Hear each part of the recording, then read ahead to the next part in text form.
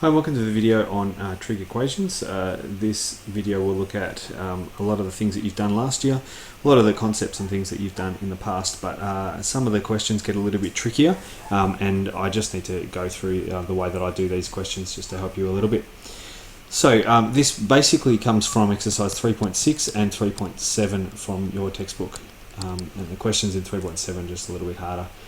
So I've got a couple of steps that I go through every single time I do these types of questions. Eventually you might not need them, but I still use them even though I know, I'm quite used to doing these questions.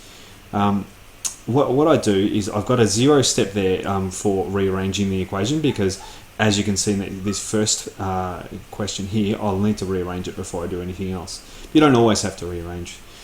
The next thing I do is I look at my base angle, and so for this I use my two triangles which I've drawn up here with the degree signs in them. The second thing, or the third thing depending on whether you've done the domain, is the rearranging, is to look at the domain. I change it to suit the question. Now people have a variety of ways of going about this. This is just the way that I do it to help me understand this really well. The next thing I do is look at the quadrants, where it's positive or negative depending on which one I want, and then the final thing I look at is the solutions. So let me just walk through how I would do this question. I've got this one, 2 sine theta equals negative root 3.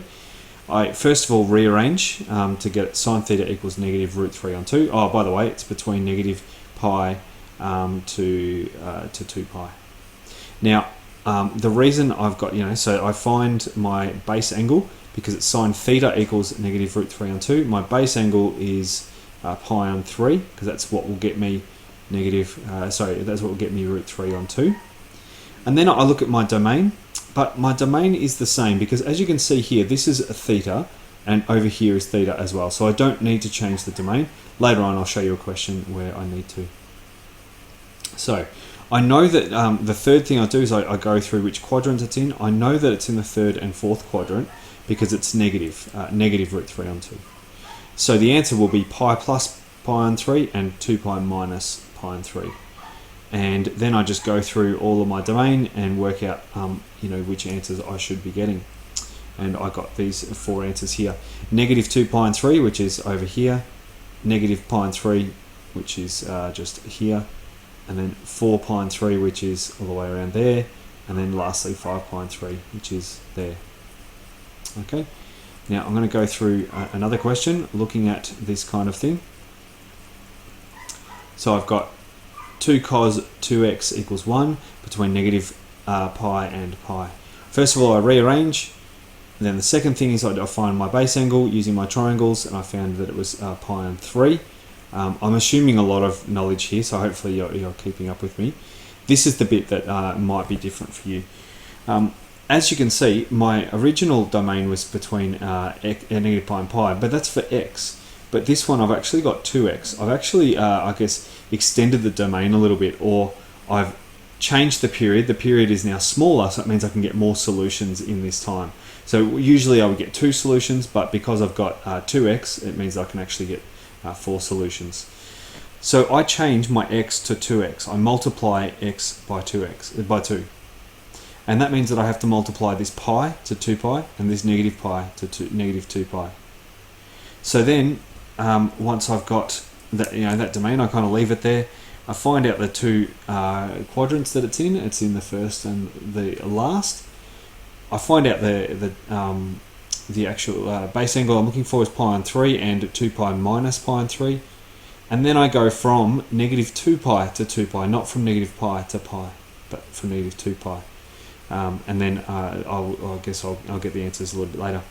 So negative 2 pi, the first one will be negative 5 pi and 3, and then negative pi and 3, and then pi and 3 and 5 pi and 3 going anti-clockwise around the circle. All of those will fit into my new domain, but now when I divide everything by 2, all of those values actually fit into my original domain up here. And that would mean that I can get all of the possible answers that I need to for this. There's other ways of doing this, and I don't mind if you're using another way, but as long as you know how to do these questions on a consistent basis. Okay. The next example I can go through relatively quickly. sine of pi, so half pi x equals 1. I don't need to rearrange, but I can find my base angle, which is a half, pi on 2, because when is the y value 1? It's up there. But here's the tricky thing. I've got to go my domain. I have to change my domain. My domain was between -5 and 5 for x, but I've got half pi x. So I have to multiply x by half pi, and I have to multiply 5 by 5 pi on 2, 5 on 2, and -5 by pi on 2 as well, and I get those two answers there. So when do I find the solution of 1 coming up? Well, between -5 pi on 2 and 5 pi on 2, well, I'm going to get -3 pi on 2, pi on 2, and 5 pi on 2. Those are the three answers. Now, those three answers will fit into my new domain, and it will also eventually fit into my old domain as well. I multiply everything by 2 because I need to isolate x by itself. So I multiply everything by 2, I get those answers.